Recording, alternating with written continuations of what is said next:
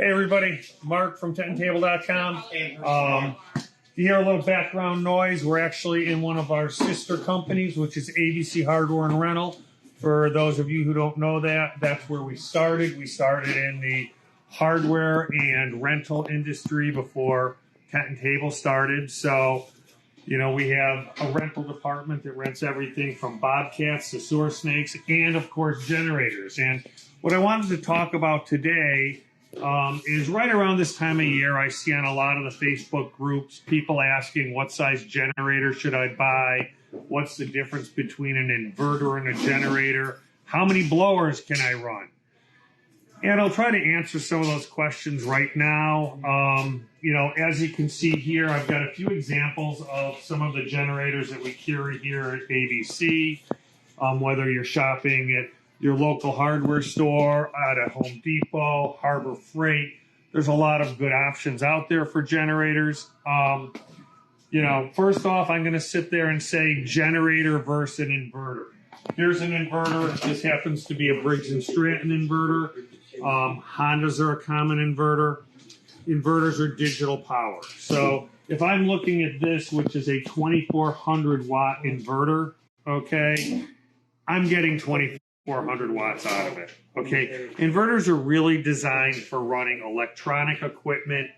They have a very clean sine wave. It's clean power. So if you were a DJ and you wanted to run sound equipment, computers, TVs, or anything that's sensitive, you're going to use an inverter. They're not designed for running blower motors. They're not designed for running cotton candy machines. Anything that has an induction motor, okay, that might spike on startup, you're really not going to get great power out of them. I've seen some people using a large 4,500 watt Honda. You know, you might run a couple blowers off of it, but just because this has two plugs on it doesn't mean I'm going to run two blowers off of it. You know, most inverters, okay, are going to be 1,200 watts per plug. Okay, so you may take and plug a blower in, you kick that blower on, it's going to blow the breaker on this because there's really no surge in an inverter. So understand what you're buying and what you want to use. These are nice and convenient because they're light, they're quiet, they'll run multiple hours. But for the event industry, you're better off going with a standard generator if you're going to be out there in the field trying to run an event. Here you have your standard generators, okay, 4,500 watt, 9,400 watt, 6,500 watt. One thing that I noticed that they started doing over the past year or two is they're putting the maximum power on the boxes now. I don't particularly care for that because it's a little bit misleading. This 4,500 watt generator is really a 3,500 watt generator. This 9,400 watt is a 7,500 watt generator.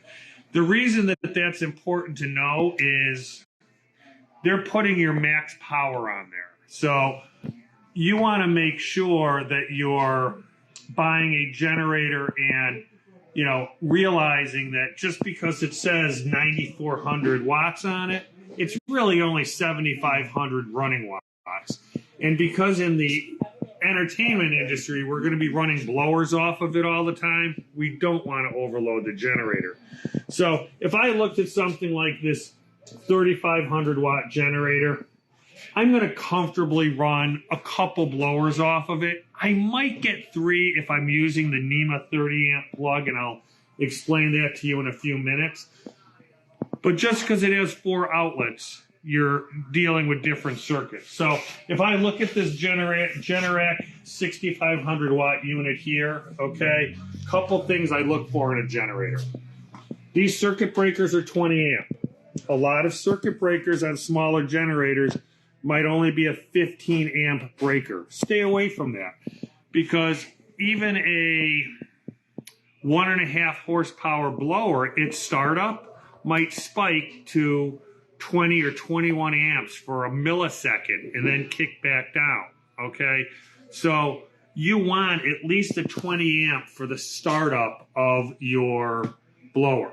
So on this unit right here, a 6500 watt, I'm going to try to run no more than 4 blowers off of this generator, but I'm going to do that by using 1 blower in this circuit, 1 blower in this circuit, and then I'm going to use this 240 volt NEMA switch, okay, which is going to be your twist lock, all right?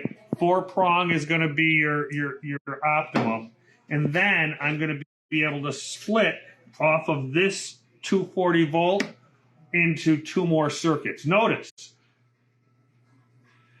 these are split down into 2 separate circuits. So I'm going to plug 1 blower into here, 1 blower into here, and I should be able to effectively run 4 blowers off of this. Other thing that's important, let the blower get up to speed. So when you're out in the field, don't plug 4 blowers in and kick them all on at the same time. You're going to start blowing these breakers here, and it's also not good for the blower itself. Turn a blower on, let it get up to speed, let it get up to back pressure, get that unit inflated, okay? Because once your blower's at back pressure, you're actually going to be running at your lowest amperage. And that means the inflatable's inflated, you will hear the blower kind of slow down a little bit, then turn your second one on, next one, and next one. Do it in that routine, and you're going to be pretty good at making sure you're not blowing breakers on your generator. The other thing that's super important too, okay, you know, here's your cords. Here's a 12-3 cord. Here's a 16-gauge cord. You know, look at the difference in the cord. Look at the difference in the thickness, okay? This is going to burn up your blower. It's going to burn up your generator, and it's going to burn up the cord. So don't use cheap cords. Always buy a minimum of a 12-gauge cord. Sometimes you'll even find good deals on a 10-gauge cord. Don't overextend it, okay? I like to sit there and say, if you've got a 75-foot cord and a 25-foot cord on your blower, that's really the max that you should be running.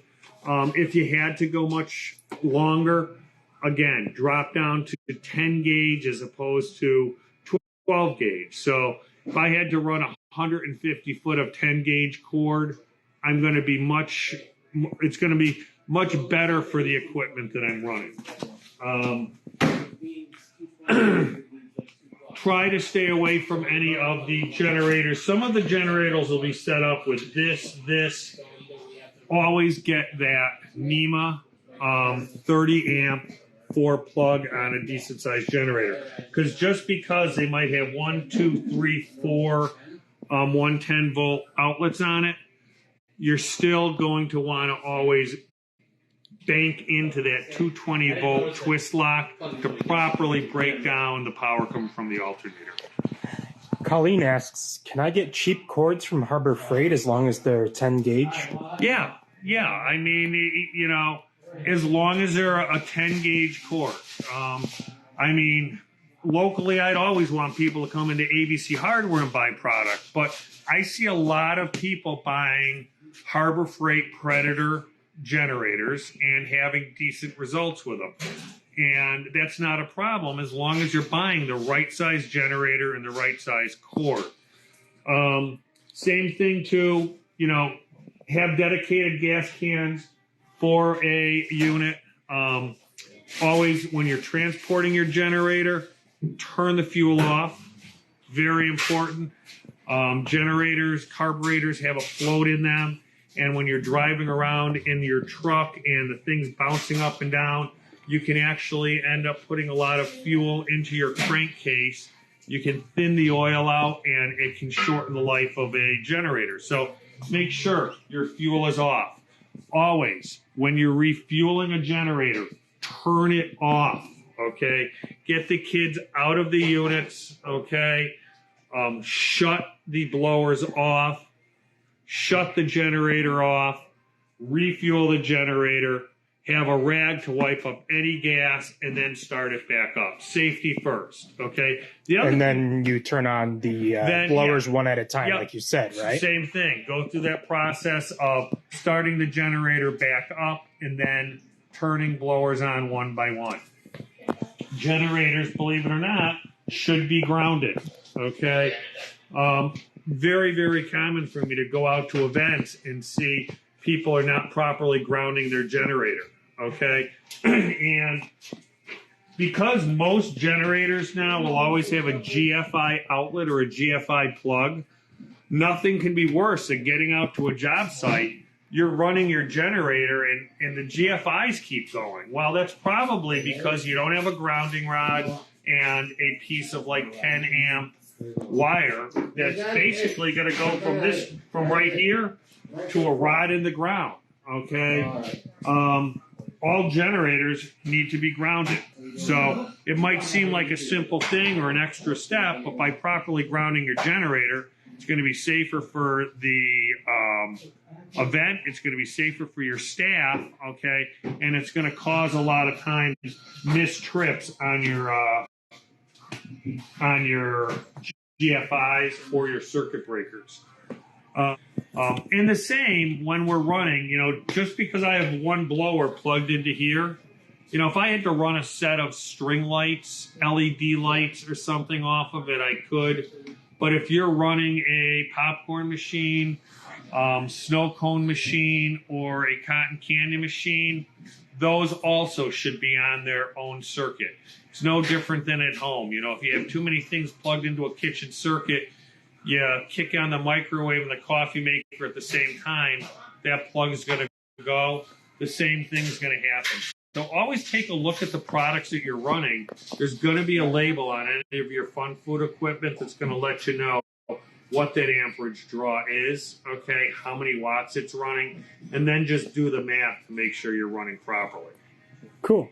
Colleen says that's very good advice. Maybe when the weather is nice, we can demo grounding a generator. Oh, no, absolutely. Demo grounding a generator, storing your generator, I'll tell you, fresh gas every spring, change the oil in it. It's just like your car. I actually recommend, you know, when you get it, if you buy a brand new generator, after that generator's run 10, 15, 20 hours, change the oil because you're going to end up having various little filings and stuff from inside the engine that you don't want to lower the life of the generator. Change the oil. The other thing, too, is almost every generator nowadays has a low oil shutoff on it. So when you're out doing an event, have a backup can of oil, okay, in your truck because it'll shut that generator down, okay? And without having some oil on hand, you're not going to have your event back up and running.